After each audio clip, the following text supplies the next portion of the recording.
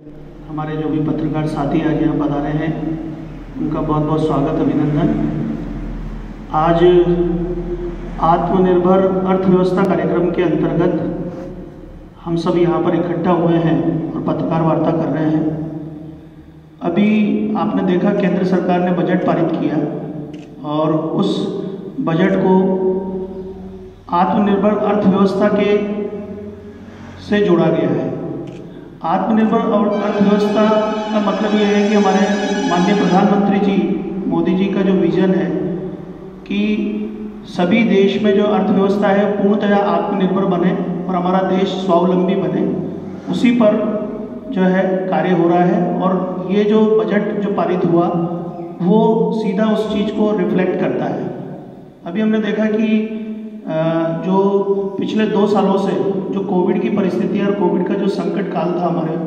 उससे हमारी अर्थव्यवस्था पर बहुत बुरा प्रभाव पड़ा और हमारे पे ही नहीं पूरे विश्व पे इसका हमें बुरा प्रभाव पड़ते हुए देखा हमने। लेकिन उस कोविड के संकट में भी अर्थव्यवस्था को संभालने का काम हमारी केंद्र सरकार ने किया है और उसमें हम लोग बहुत सही तरह से जो है सफल भी रहे हैं, क्योंकि हमने देखा कि जिस तरह की कोविड काल के अंदर जो व्यवस्थाएं थी, चाहे वो दवाइयों और इंजेक्शन की जो है आपूर्ति की बात हो या ऑक्सीजन बेड की उपलब्धता की बात हो, या फिर हमने देखा कि जिस तरह से वैक्सीनेशन की बात हो, उसमें हमारी केंद्र सरकार ने पूरी तरह से हम भारतवासियों के साथ खड़ी रही। और आज ये स्थिति है कि ओमिक्रॉन का संकट जब पूरे विश्व में बढ़ रहा है, उसके बाद भी भारतीय सुरक्षित है और ओमिक्रॉन का इतना और जो तीसरी लहर का प्रभाव हम पर नहीं पड़ पाया है, क्योंकि हमने देखा कि करीबन 150 करोड़ वैक्सीन डोज अभी हम सब भारतवासियों को लग चुका है। फर्स्ट और ऑलमोस्ट सेकेंड डोज भी पूर्ण होने की जो है तरफ बढ़ रही है। हमने देखा कि जिस तरह से जीडीपी की बात करूं, जो 1,10,000 करोड़ जो जीडीपी की थी, उससे बढ़कर 2,30,000 करोड़ जो है जीडीपी को ले जाने की बात चल रही है इस बजट के द्वारा। हमने देखा कि जिस तरह से फॉरेन इन्वेस्टमेंट जो $36 बिलियन था, उससे बढ़कर $80 बिलियन जो है वो होने जा रहा है फॉरेन इन्वेस्टमेंट। तो ये एक बड़ी बात है कि भारत को आत्मनिर्भर बनाने के लिए, उसे स्वावलंबी बनाने के लिए किस तरह का कार्य हो, क्योंकि आज़ादी का अमृत महोत्सव वर्ष हम लोग मनाने जा रहे हैं और इसमें इस तरह का बजट जो सर्वस्पर्शी और समावेशी है, सभी तरह से सभी वर्ग को जो है स्पर्श किया गया है और उसको पूर्णतया लागू करने का हमारी केंद्र सरकार ने कार्य किया है माननीय प्रधानमंत्री जी के नेतृत्व में। उसके लिए हम सब लोग यहाँ पर आज इसी पर बजट पर चर्चा कर रहे हैं। हमने देखा कि अभी इस बजट के अंदर जो घोषणा हुई जल जीवन मिशन के अंतर्गत हर घर नल से जल, इस व्यवस्था के अंदर जो है देखें तो 60,000 करोड़ रुपए खर्च करने का प्रावधान रखा गया है, ताकि जो है हर घर में नल पहुंचाने का जिम्मा हमारी केंद्र सरकार ने लिया है। आदरणीय जो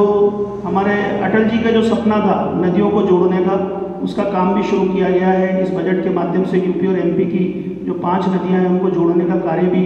अब जोरों शोरों पर शुरू हो पाएगा।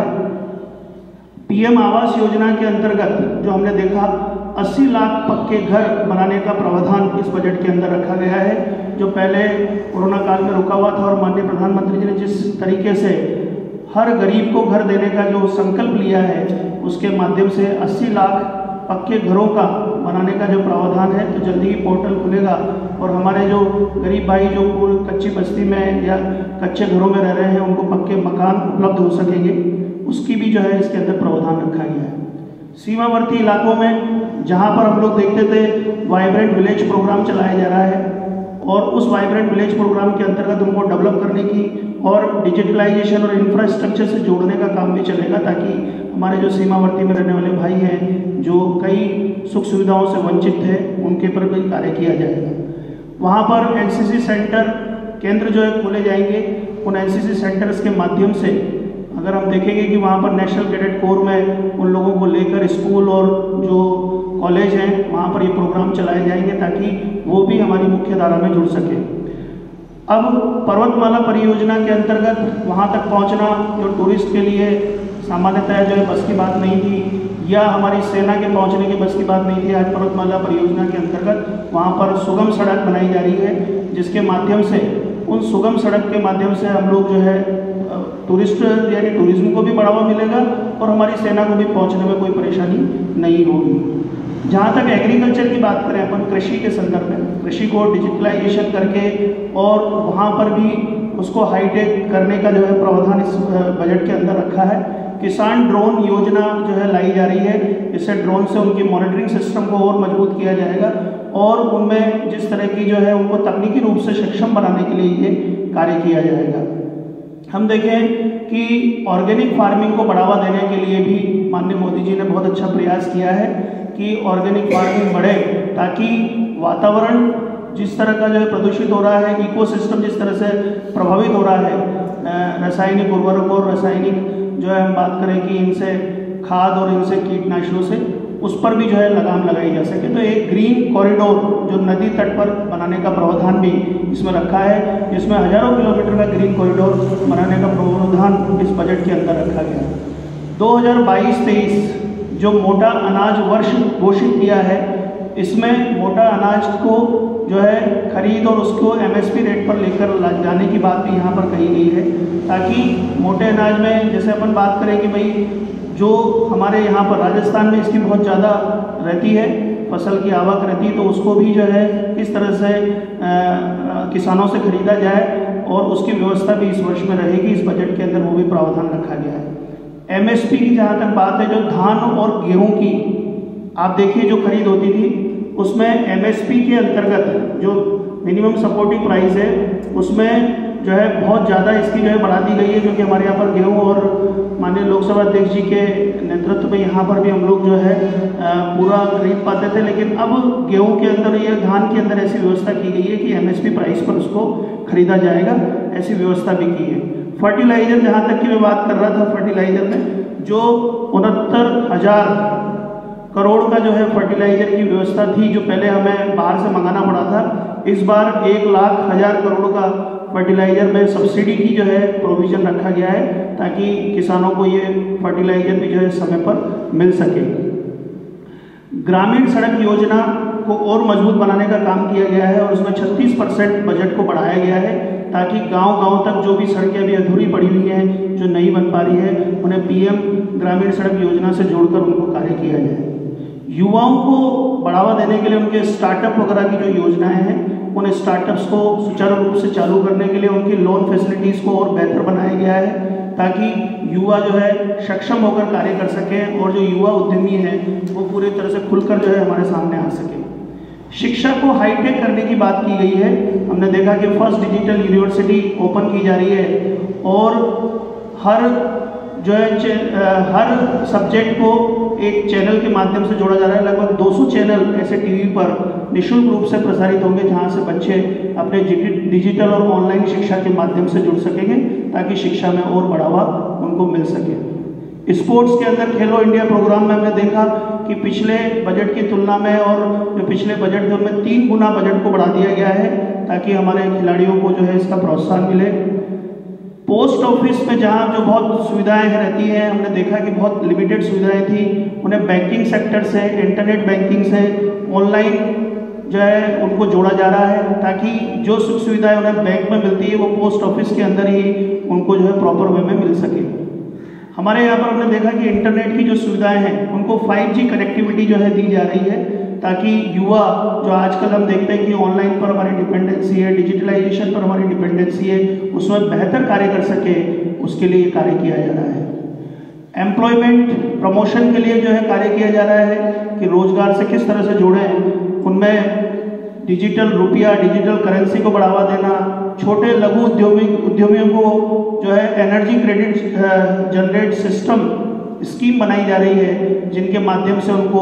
मिनिमम जो है गारंटीड जो कहते हैं जो है कर पर उनको जो है लोन मिलेगा, ताकि वो ज़्यादा से ज़्यादा अपने छोटे लघु उद्योगों को जो है विकसित कर सकें। ऑटोमोबाइल और हमने कहा बैटरी मैन्युफैक्चरिंग जो है की जा रही है। अभी हम देख रहे हैं कि जिस तरह का पेट्रोल और डीजल की कीमतें बढ़ रही है, जो इंटरनेशनल लेवल पर बढ़ रही है, उनके लिए हम देख रहे हैं कि हमारे इकोसिस्टम को भी जो है हानि हो रही है। तो उन सब के लिए बैटरी इकोसिस्टम को डेवलप करके और बैटरी को हम लोग ऑटोमोबाइल के थ्रू मतलब जनरेट करके उनमें बैटरी सिस्टम को जो है डेवलप करें, ताकि ये बैटरी वाली अगर जो है व्हीकल हमारे पास अवेलेबल होगा, बैटरी ट्रांसपोर्ट होगा, ग्रीन ट्रांसपोर्ट जो है ट्रांसपोर्टेशन होगा, तो एक तो पर्यावरण भी जो है शुद्ध रहेगा और उसके साथ साथ जो हमारे पास अतिरिक्त खर्च अभी पेट्रोल डीजल का आ रहा है वो भी कम होगा। पब्लिक इन्वेस्टमेंट को बढ़ावा दिया जा रहा है। पहले जो था 1.87 थाउजेंड करोड़ रुपये जो है पब्लिक इन्वेस्टमेंट के थ्रू हमें प्राप्त हो रहा था, अब उसका 5 गुना बढ़ाकर 7.85 थाउजेंड करोड़ रुपीस का जो है इन्वेस्टमेंट किया जा रहा है। नेशनल और हम देखें कि नेशनल हाईवे, अगर नेशनल हाईवे की बात करो तो पिछले 70 सालों में जब बीजेपी गवर्नमेंट नहीं थी तो आप देखें कि केवल 90,000 किलोमीटर सड़कें हमारी बनी थी और बीते 7 वर्षों के अंदर 50,000 किलोमीटर हमने सड़कें जो है बनवाई है। तो उसको वही स्पीड देते हुए या उसे और स्पीड से बढ़ाते हुए इस बजट के अंदर वो प्रोविज़न रखा गया है कि नेशनल हाईवे को और बेहतर और मजबूत किया जाए। Multi modal logistic system, cryo engine, इनको डेवलप करने पर काम चल रहा है। स्मार्ट सिटी प्रोजेक्ट जो अभी अपन देख रहे हैं कि पहले इसमें मेट्रोज को लिया गया था, मेट्रो सिटीज़ को लिया गया था, फिर एक कैडर की श्रेणी की ली गई थी, अब टाउन लेवल तक यानी कस्बे के स्तर तक इन स्मार्ट सिटी प्रोजेक्ट को लेके जाया जाएगा, ताकि जो सुख सुविधाएँ हमें मेट्रोज में मिल रही है, ए ग्रेड और बी ग्रेड श्रेणी के जो है शहरों में मिल रही है, वो टाउन स्तर पर भी हमको जो है वो सुविधाएँ मिल सके। हम देख रहे हैं कि थर्मल पावर प्लांट जो है अभी तक कोयले पर डिपेंडेंट है। अब इस थर्मल पावर प्लांट के अंदर सोलर एनर्जी से किस तरह से उसका इन्वॉल्वमेंट हो, किस तरह से उसमें बायोमास इन्वॉल्व हो और उस बायोमास के माध्यम से हम लोग जो है उसको कैसे बेहतर जो है हम लोग कर सकते हैं, वो प्रोजेक्ट भी जो है अभी इसमें बजट के अंदर प्रोविज़न रखा गया है। इनकम टैक्स रिटर्न के अंदर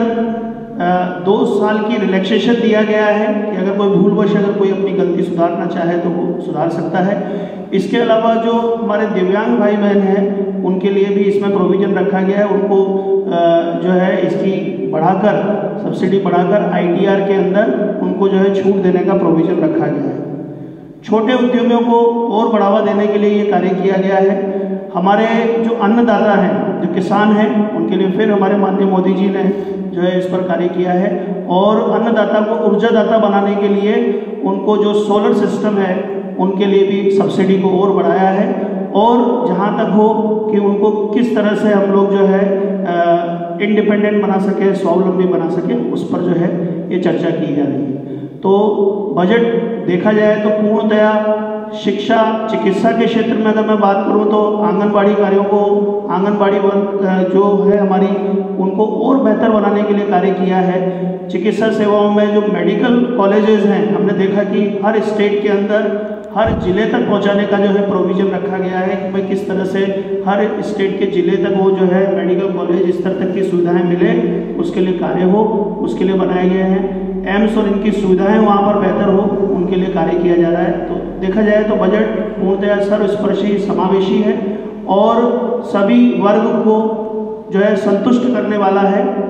इसके दूरगामी परिणाम हमको देखने को मिलेंगे आने वाले समय में, हमें इसके रिजल्ट्स जो है नज़र आएंगे कि किस तरह से जो बजट जो है पूर्णतया विकास के मॉडल पर जो है तैयार किया गया है,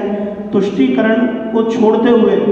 एक जो कहना चाहिए कि पूरे देश की बात को समग्रता से रखते हुए माननीय मोदी जी ने ये बजट को रखा है। इसके लिए हम सब भाजपा कार्यकर्ता, हम सब लोग उनका बहुत बहुत धन्यवाद ज्ञापित करते हैं कि उन्होंने इस तरह का बजट हमें दिया है ताकि